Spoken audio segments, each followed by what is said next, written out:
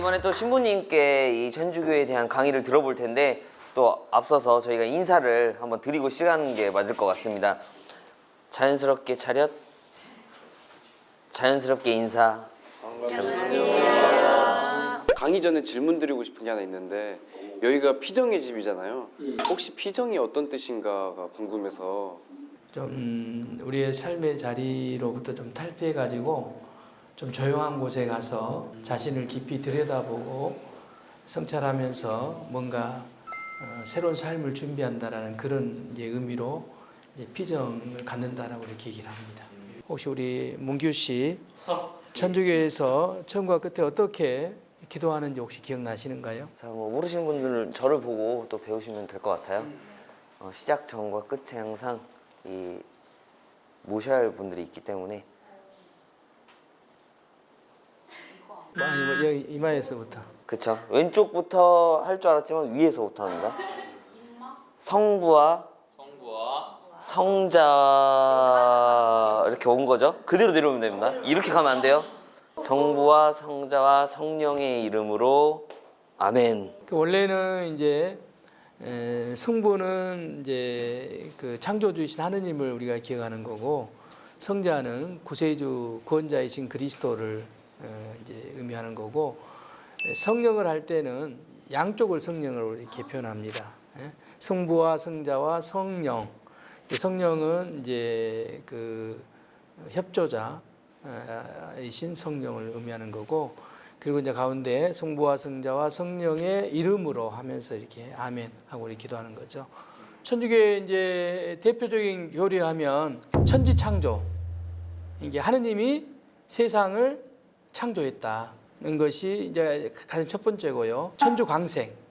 그러니까 하느님께서 이 세상을 구원하기 위해서 예수님을 구세주로 이 세상에 파견하셨다. 이제 예수님께서 이 세상에 오셔가지고 교회를 세우고 또 그 교회 안에 하느님의 특별한 은총을 얻을 수 있는 성사라는 것을 설립해서 이제 우리에게 하느님의 은총을 눈에 보이는 그런 어떤 사건으로 우리에게 주어진 것이 이제 성사라는 것이고요. 성사는 7가지가 있다고 하죠. 이제 가장 첫 번째가 세례성사. 세례의 조건 가운데 신앙의 지식을 어느 정도 이제 갖춰야 된다라는 게 있어요. 그래서 그 신앙의 지식을 얻을 수 있도록 하기 위해서 교리 그 기간이 있습니다. 세례를 받을 때 이제 세례명을 받잖아요. 그 세례명은 뭐냐면 하느님 나라에서 천상에서 성인 성녀로 있는 분들을 나의 수호자로 정한다라는 그런 의미로 이제 세례명을 받는 겁니다. 이제 세례를 받은 분들은 이제 그리스도의 몸인 성체를 받아 모실 수 있다 해가지고 성체 성사가 있고요. 그리고 이제 또 우리가 살면서 하느님을 모시기 위해서 늘 깨끗한 상태를 유지해야 되는데 살다 보면 깨끗한 상태를 유지한다는 게 어렵잖아요. 그래서 그럴 때마다 깨끗함을 유지하기 위해서 우리에게 주어지는 성사가 보혜성사라는 게 있고요. 세례성사는 입문성사, 이제 유아기적인 상태라고 한다면 좀 더 어른스러운 성숙한 단계로 나아가는 성사를 우리가 견진성사라고 하고요. 그리고 살면서 어떤 이제 뭐 질병으로 고통받거나 그럴 때 하느님의 특별한 이제 은총을 입는다라는 의미에서 병자들이 받는 병자성사. 이제 가정을 꾸리게 되잖아요. 가정을 꾸리게 될 때 남자 여자가 만나서 혼인을 맺는 거잖아요.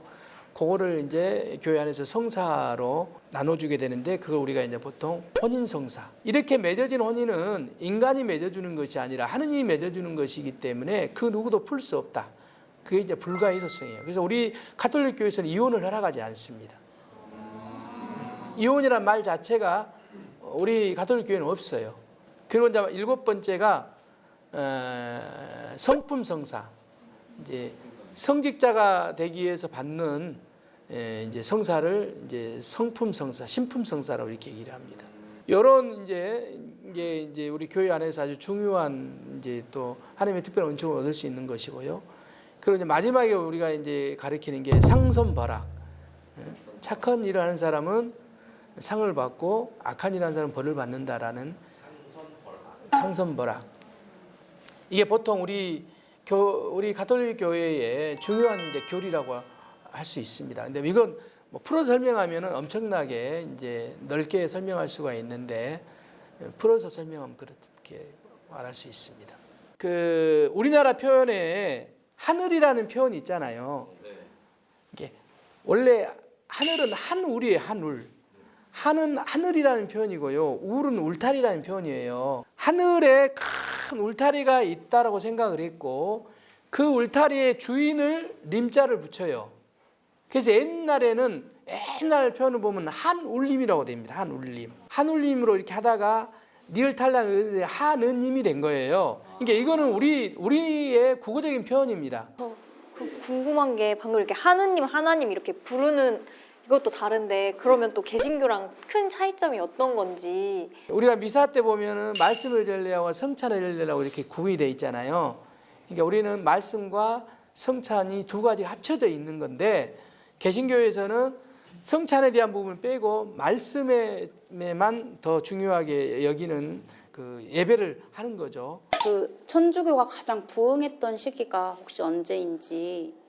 아무래도 이제 천주교의 역사의 시작은 박해로부터 시작된다 해도 틀리지 않습니다. 그래서 로마에서 한 300년까지 그 엄청난 박해를 입잖아요. 그러다가 나중에 이제 콘스탄티노스 황제 밀라노 칙령에 의해 가지고 종교 자유가 선언이 되잖아요. 그래서 이제 그때부터 중세 때까지는 그래도 천주교가 상당히 이제 부흥한 그런 이제 시기였다고 할 수 있을 것 같아요.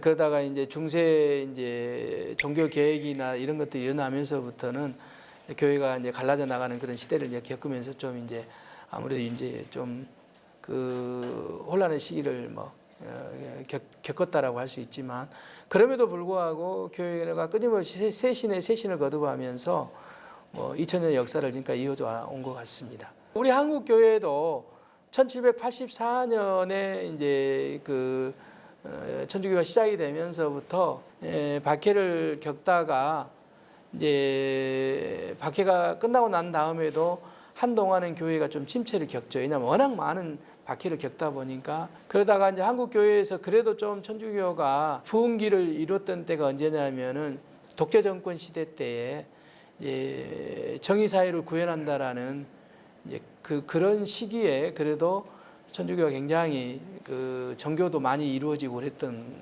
것 같습니다. 저 이제 그 전 세계적으로 천주교가 이제 좀 그 구조적인 차이가 있잖아요. 이제 좀 이제 천주교는 프랜차이즈 직영점 느낌으로 하는데 개신교는 이제 가맹점 느낌으로다가 이제 운영이 되는데 그거에 대한 설명을 좀 듣고 싶습니다. 그 유튜브에서도 봤는데 신부님도 그런 표현을 쓰시더라고요. 어떤 신부님이 스님도 같이 이렇게 나와서 얘기한데 로만 가톨릭 교회를 얘기한다고 한다면 교황청 있잖아요.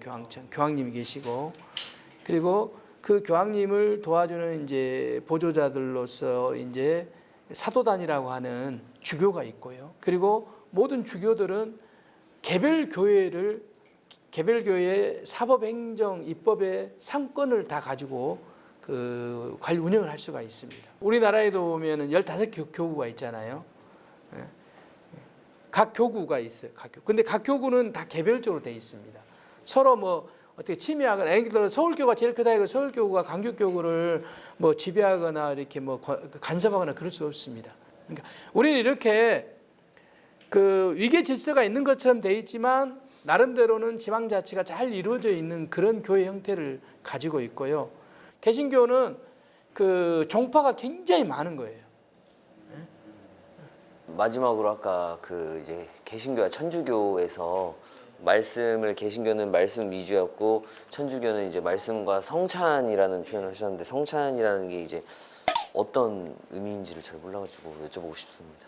미사 때 이제 그 밀떡이 예수님의 몸, 포도주가 예수님의 피로 변화되는 그런 과정을 거치면서 그거 우리가 이제 나중에 나누게 되잖아요. 그걸 성찬이라고 하는 거잖아요.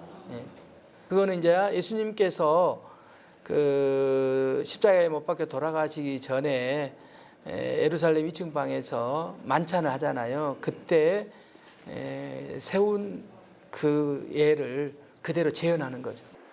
제가 그 뒤쪽에 있는 그림 같은 종류를 몇 번 봤었어요.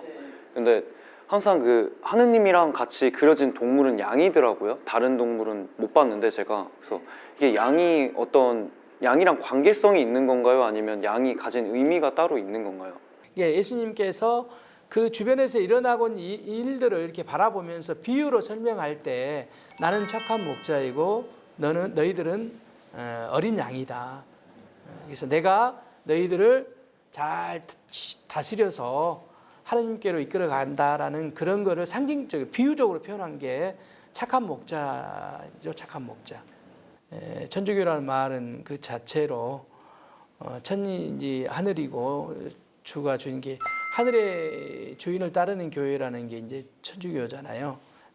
하나님께서 이 세상을 만드시고 또 이 세상의 모든 피조물들을 가장 사랑하시는 분이시다. 그렇기 때문에 우리에게 당신의 가장 사랑하는 애아들이신 예수님을 구세주로 보내주셨다. 그래서 우리는 이제 예수님을 믿고 예수님과 함께 이 세상을 살다가 이제 우리가 살고 있는 이 세상 말고 또 다른 세상이 있다라고 우리 얘기하잖아요. 그 세계로 이제 나아갈 수 있도록 우리를 이끌어 주시는 분이 바로 하나님이시고 또 직접 우리와 동행하시는 분이 예수님이시다라고 그렇게 말씀드릴 수 있을 것 같습니다.